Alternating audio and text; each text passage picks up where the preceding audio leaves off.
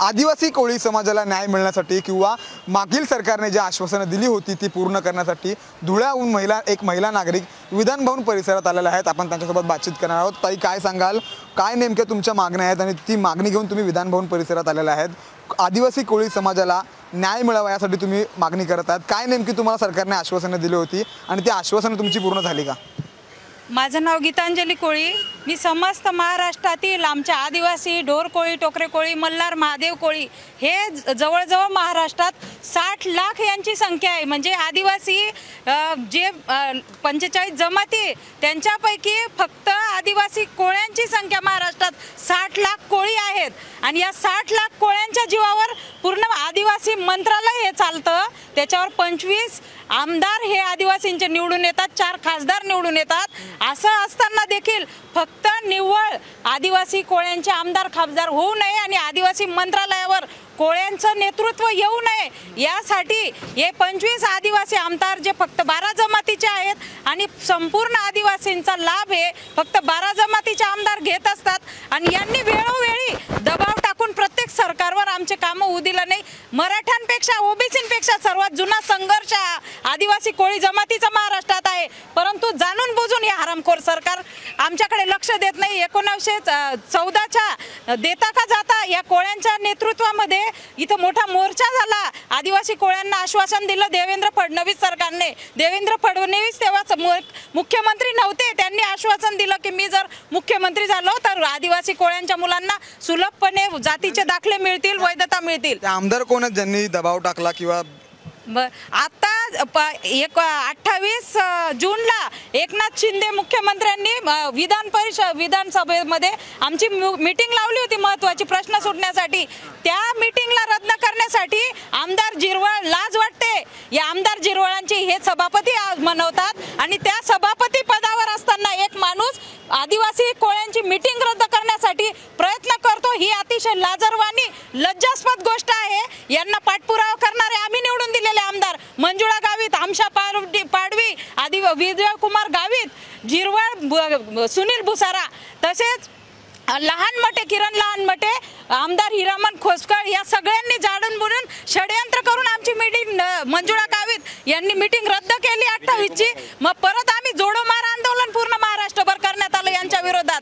त्याच्यानंतर जोडे मार आंदोलन केल्यानंतर आमची मीटिंग लागली 8 जुलैला। परत पावसाचं नाटक करून यांनी परत ही मीटिंग रद्द केली। आता फक्त 2 दिवस अधिवेशन। तुम्ही खूप मोठा आरोप करताय, ते जे आदिवासी आमदार आहेत ते तुमचा सर्व प्रयत्न दाबण्याचा प्रयत्न करतायत का? हां, नक्कीच दाबण्याचा प्रयत्न करताय, कारण आदिवासी जे मंत्रालय आहे ते फक्त 12 जमातींचं नाही 45 जमाती मिळून आदिवासी मंत्रालयाला फंडिंग येतं। 6000 कोटी रुपये केंद्राचे येतात, 22,000 कोटी रुपये राज्य शासनाचं, हे मिळून मिसळून हे खातात आमच्या वाट्याचे पैसे आमच्या विद्यार्थ्यांना।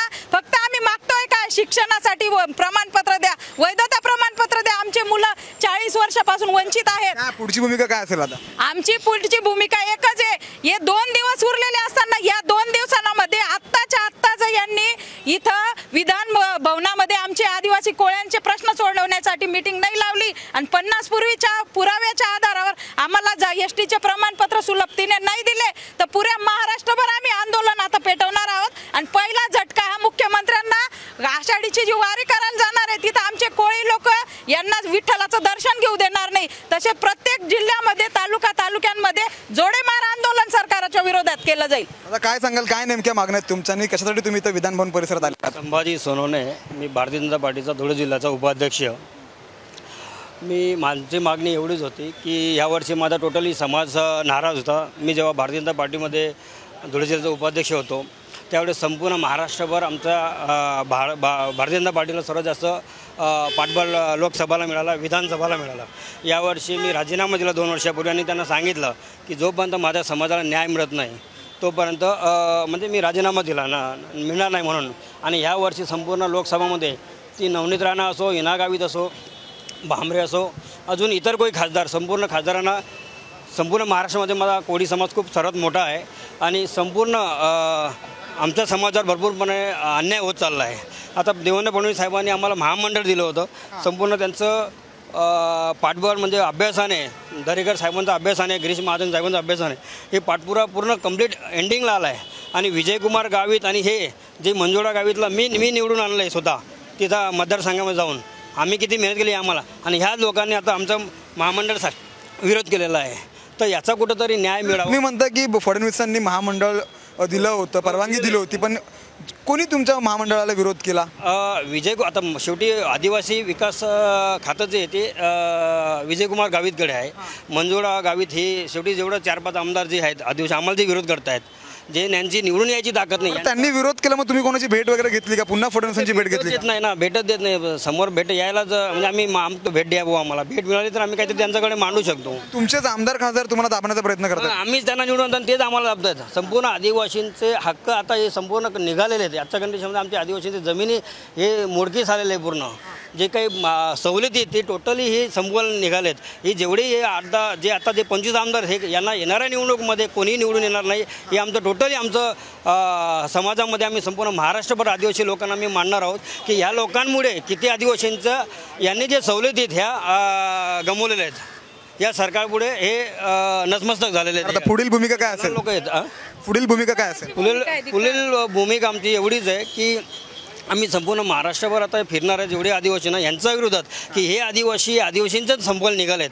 म्हणून ह्या जेवढेही मंजुळा गावित असू दे, नरहरी जिवड असू दे, अजून आशा पाडवे आहेत आणि विजयकुमार गावित आम्ही यांना येणाऱ्या निवडणुकीला निवडून देणार नाहीत.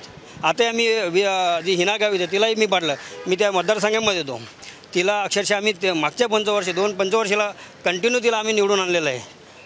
आम्ही पाडण्याची भूमिका घेऊ. सर्व महाराष्ट्रातील आदिवासी कोळी जमात बांधव पाडण्याची भूमिका यांना घेणार आहेत. कारण 2 दिवसावर अधिवेशन राहिलेले असताना 2 वेळा मीटिंग यांनी आमची आदिवासींच्या आमदारांच्या दबावात रद्द केलेली आहे आणि याचा धडा आम्ही नक्कीच या सरकारला शिकवल्याशिवाय राहणार नाही. खूप खूप धन्यवाद सामटोशी बातचीत केल्याबद्दल. कॅमेरामॅन नितीन बोदारेंसह मी सुरज मसूरकर, सामटे, मुंबई. देश विदेशातील प्रत्येक घडामोडींचे लाईव्ह अपडेट मिळवण्यासाठी आता साम टीव्हीच्या सर्व सोशल मीडिया प्लॅटफॉर्मला लाईक, फॉलो आणि सबस्क्राईब करा. तसंच सर्व नोटिफिकेशनसाठी बेल आयकॉन प्रेस करायला विसरू नका.